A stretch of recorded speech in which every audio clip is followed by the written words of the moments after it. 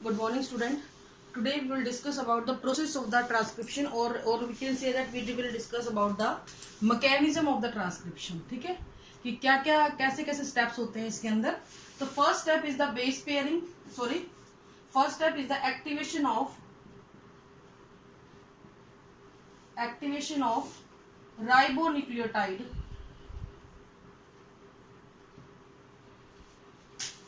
Activation of ribonucleotides.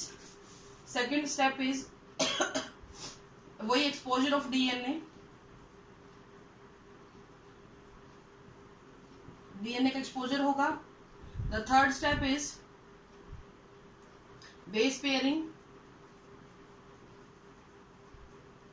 Fourth step is chain formation. वही वाले step है जैसे हमने पहले किए थे ना मेरा डीएनए वाले में, लगभग वैसे से ही है, एक दो स्टेप फर्क आएगा. फिर है सेपरेशन ऑफ आरएनए, यहाँ पे ये स्टेप ऐड हो गया है. फिर ड्यूप्लेक्स फॉर्मेशन, ये दो नए स्टेप है. ठीक है, वहां तक फोर्थ नंबर तक लगभग बराबर से ये जैसी सी चीजें होती हैं. और लास्ट होता है प्रोसेसिंग, पोस्ट ट्रांसक्रिप्शनल प्रोसेसिंग. तो कहने का मतलब ये है कि इन सभी स्टेप्स को फॉलो करते हुए आपका जो प्रोसेस है वो कंप्लीट होगा. तो सबसे पहले हम बात करते हैं इस वाले स्टेप की. इसमें कुछ नहीं होता बेटा, आपको पता है जब भी आरएनए बनेगा तो उसके लिए हमें 4 न्यूक्लियोटाइड की आवश्यकता पड़ती है. एएमपी, जीएमपी, सीएमपी और अब क्यों टीएमपी ना लिख के हम क्या लिखेंगे, यूएमपी, यूरिडीन मोनोफॉस्फेट. ठीक है, यूरिडीन मोनोफॉस्फेट. इन सभी का क्या होगा बेटा, फॉस्फोराइलेशन होगा. और फॉस्फोराइलेशन होने की वजह से they will convert into ATP, GTP, CTP and UTP.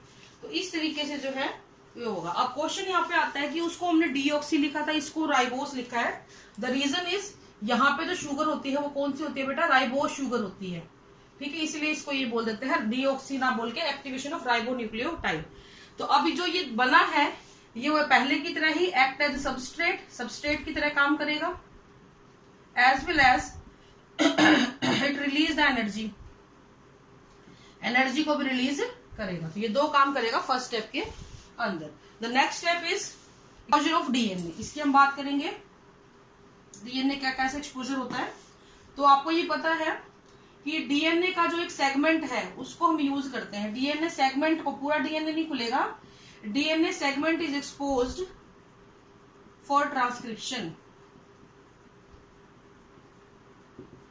ठीक है, डीएनए सेगमेंट को एक्सपोज किया जाएगा ट्रांसक्रिप्शन के लिए.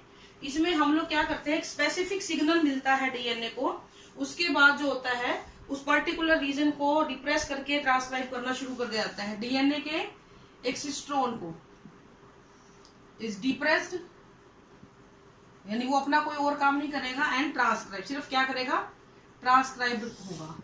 इस सेगमेंट के 3 पार्ट हमने कल ही बताए थे आपको. प्रमोटर, इसी के साथ जुड़ा हुआ होता है इनिशिएशन जोन, फिर मैंने बताया था आपको स्ट्रक्चरल जीन, जहां पे इंफॉर्मेशन होती है टर्मिनेटर. 3 जगह बताई थी आपको हमने. कौन कौन सी थी बेटा, सबसे पहले थी प्रोमोटर रीजन और इनिशिएशन साइट जो होती है ये, फिर ये और फिर ये. ठीक है, टर्मिनेशन रीजन जो होता है, प्रोमोटर रीजन की अगर मैं बात करूं तो यहाँ पे ये टाटा बॉक्स कंटेन किए हुए होता है. इसके अलावा टाटा बॉक्स में बता चुकी आपको, यहाँ पे आरएनए पॉलीमरेज रिकॉग्नाइजिंग साइट, यही टाटा बॉक्स, और आरएनए पॉलीमरेज बाइंडिंग साइट, दोनों होती हैं. आरएनए पॉलीमरेज बाइंडिंग साइट दोनों इसके ऊपर प्रेजेंट होती है. यानी कि आरएनए पॉलीमरेज को इनिशिएशन साइट को आइडेंटिफाई करेगा, प्लस उसको उसके साथ अपने आप को जोड़ भी देगा. ठीक है, और ये होता कहाँ पे है बेटा, टाटा बॉक्स. ये साइट का नाम क्या होता है, टाटा बॉक्स. इसका एक दूसरा नाम भी हमने बताया था, प्रिग्नाव बॉक्स होता है. इसके बाद जो है दोनों के दोनों चेन्स को अलग करने के लिए यहाँ पे कौन से एंजाइम यूज होंगे? गायरेज, हेलिकेज, SSBP, ठीक है। ये एंजाइम जो है सिंगल स्ट्रैंड को मेंटेन रखने के लिए और इन चीजों के लिए यूज होते हैं। टर्मिनेटर रीजन जो होता है इसे है पॉली ए रीजन, मतलब ये आइडेंटिफाई करने के लिए है। जहां पे टाटा बॉक्स होगा वो रीजन कौन सा होगा आपका? वो रीजन जिसपे पॉलीमरेज जाके जुड़ेगा।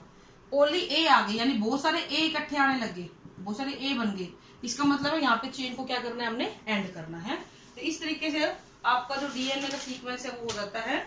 आरएनए, अब बात आती है कि आरएनए पॉलीमरेज आपको अपने आप को बांधेगा कहाँ, किस साइड पे वो अपने आप को बाइंड करेगा। ये आपको बहुत अच्छे से मैं कल समझा चुकी हूँ कि वो कहाँ बाइंड करेगा, हमेशा टेम्पलेट स्ट्रैंड पे बाइंड करेगा। तो RNA polymerase bind itself on 3' to 5' and वाला जो टेम्पलेट स्टैंड होता है उस पे अपने आप को बाइंड करेगा, टेम्पलेट स्टैंड पे अपने आप को बाइंड करेगा। इसकी पोलैरिटी 3' to 5' होगी। क्यों होगी? क्योंकि नया बनने वाला आरएनए कौन सी डायरेक्शन में बनता है? 5' to 3'। अब अगर इसको 5' to 3' बनना है तो इसका मतलब इसके सामने वाला एंड कौन सा होना चाहिए? 3' to 5', और यही हमने यहाँ पे बोला हुआ है, ठीक है ना बेटा। नेक्स्ट आता है आपका बेस पेयरिंग। बेस पेयरिंग में कुछ नहीं होता, सिंपली आपका थर्ड स्टेप है ये base pairing.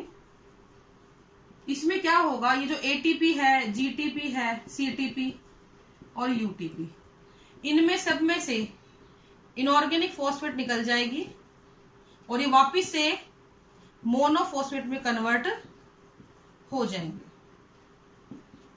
Plus inorganic phosphate निकल जाएगी, ठीक है। ये जो इनऑर्गेनिक फॉस्फेट निकली है बेटा, इसका हाइड्रोलाइसिस हो जाएगा और एनर्जी रिलीज कर देगा ये, ठीक है। इसने एक काम अपना ये कर लिया, प्लस ये जो बने हैं ये टेम्पलेट स्टैंड के ऊपर जाके जुड़ेंगे। यानी अगर टेम्पलेट स्टैंड पे ए है तो उसके आगे यू जुड़ जाएगा, अगर टेम्पलेट स्टैंड पे जी है तो उसके आगे सी जुड़ जाएगा, सी है तो जी जुड़ जाएगा और टी है तो ए जुड़ जाएगा। तो इस तरीके से ये जुड़ता चला जाएगा। लेकिन ये ध्यान रखना है, जो नई चेन बनेगी उसमें टी नहीं लगेगा, उसमें हमेशा क्या लगेगा? ए के साथ यू लगेगा, ठीक है। इस तरीके से बेस पेयरिंग यहाँ पे होती है। नेक्स्ट है बेटा चेन फॉर्मेशन। चेन फॉर्मेशन का मतलब चेन कैसे बनेगी?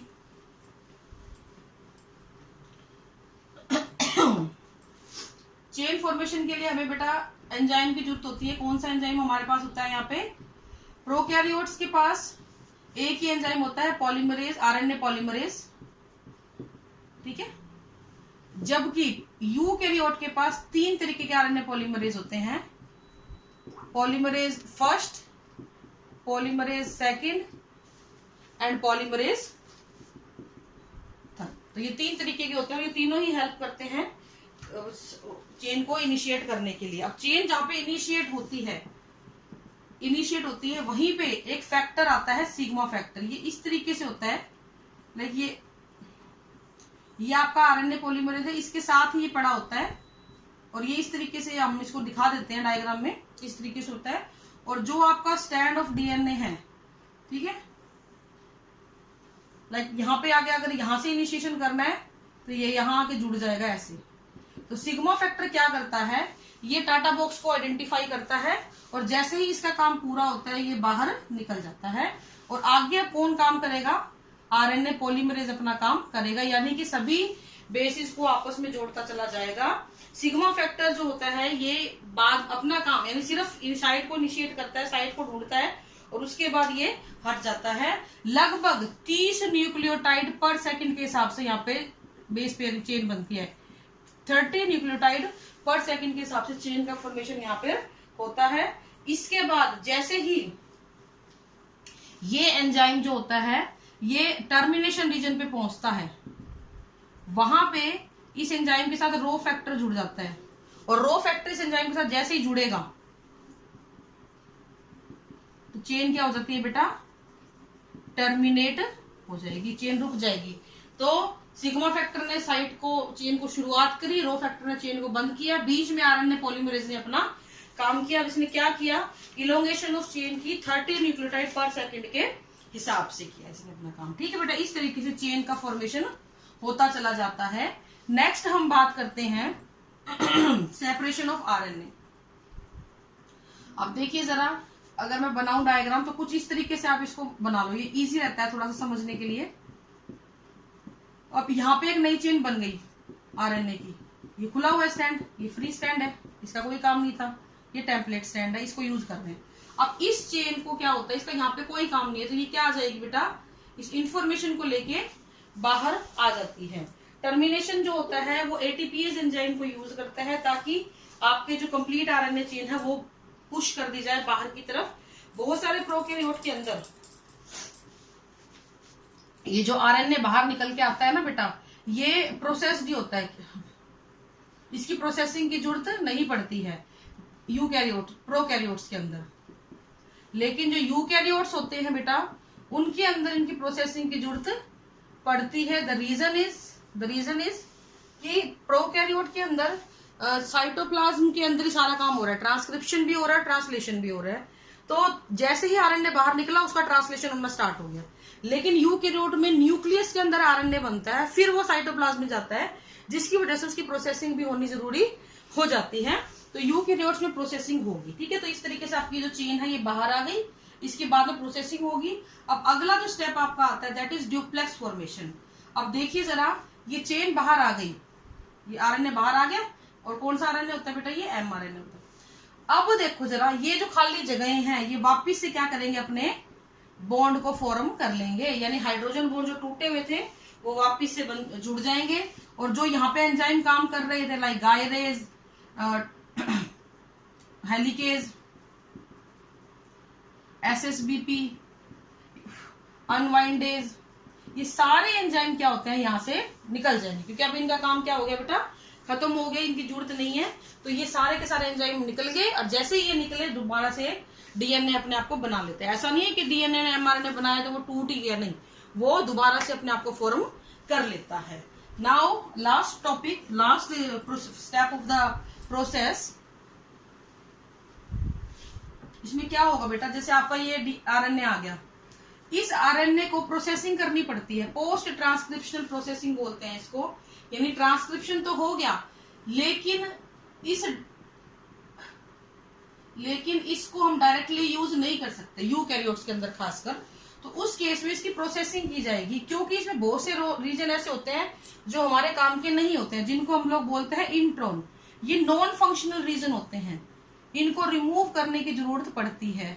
तो जो आपका ये जो आरएनए निकला है ना, यहां से बन के निकला है, इसको आप लोग एचएनआरएनए भी बोल देते हैं, हेट्रोजीनस न्यूक्लियर आरएनए बोल देते हैं। एचएनआरएनए का मतलब क्या है, हेटेरोजीनस न्यूक्लियर आरएनए। इस आरएनए की वजह से क्या होगा, आपकी जो इसको डायरेक्टली आप यूज नहीं कर सकते क्योंकि इसके अंदर बहुत सारी इंफॉर्मेशन होती भी नहीं है, बहुत सारे जोन जो होते हैं वो नॉन फंक्शनल होते हैं। तो फिर हम क्या करें, हम क्या करते हैं, इसकी प्रोसेसिंग करते हैं, जिसमें हम लोग कुछ प्रोसेस यूज करते हैं, मेथड, कोई भी मेथड यूज कर सकते हैं, like cleavage, spicing, capping, telling and last होता है आपका मॉडिफिकेशन ऑफ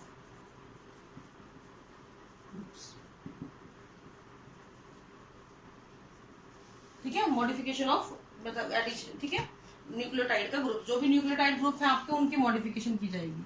तो इन सभी मेथड्स को यूज करके हम लोग कर सकते हैं।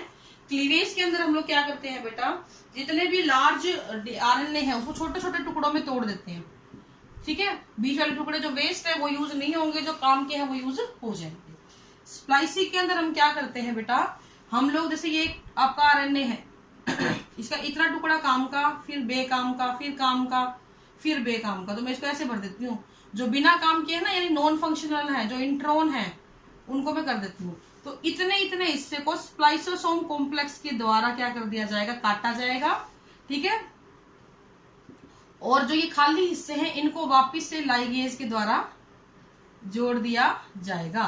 तो अब जो है ये आपका क्या बन गया, फंक्शनल आरएनए बन गया। और यहाँ पे एक चीज ध्यान रखना, ये किस तरीके के कोड होते हैं, जीयू से स्टार्ट होते हैं और एजी पे खत्म होते हैं। इंट्रॉन्स को आइडेंटिफाई कैसे किया जाएगा, they start from GU and ends up on the AG. अगर जीयू से स्टार्ट होकर एजी पे खत्म हो रहा है तो बीच का जो सीक्वेंस है वो क्या है, बिना काम का है, उसको रिमूव स्प्लाइसोसोम की हेल्प से कर दिया जाता है। इसके अलावा बेटा टर्मिनल एडिशन में कैपिंग टेलिंग होती है। कैप मतलब टोपी, ठीक है। तो कैपिंग जो होगी आपको पता है, पैर में तो पहनोगे नहीं, कैपिंग सिर पे पहनते हो। और इस आरएनए का सिर कौन सा होता है, इसका 5' एंड। और टेलिंग जो होती है, पूंछ वो होती है उसकी 3' एंड। अगर ये 5' एंड है, ये 3' एंड है, ठीक है। तो कैपिंग होगी यहाँ, टेलिंग होगी यहाँ। कैपिंग के लिए जो होता है बेटा, हम लोग यूज करते हैं GTP, modified GTP. Modified GTP जो होता है, मॉडिफाइड जीटीपी का नाम है 7-मिथाइल गुआनोसिन।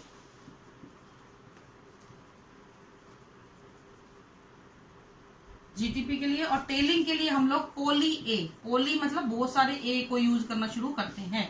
तो यहाँ पे 7-मिथाइल गुआनोसिन लग जाएगा, यहाँ पे बहुत सारे ए लग जाएंगे, तो कैपिंग और टेलिंग इसकी हो जाती है, ठीक है। इसके अलावा मॉडिफाइड जो न्यूक्लियोटाइड लास्ट जो स्टेप है, इसमें हम लोग डीएमिनेशन कर सकते हैं, मिथाइलेशन कर सकते हैं। तो इस तरीके से कुछ स्टेप्स को अडॉप्ट करके हम लोग चेन को फॉर्म कर सकते हैं। तो ये आपका जो है पूरा प्रोसेस है, जिसके बाद इस प्रोसेस के कंप्लीट होने के बाद आपको एक्टिव आरएनए मिलेगा, जिसकी इंफॉर्मेशन को आप फर्दर यूटिलाइज कर सकते हो बेटा, ठीक है। This is all for today. Thank you, have a nice day.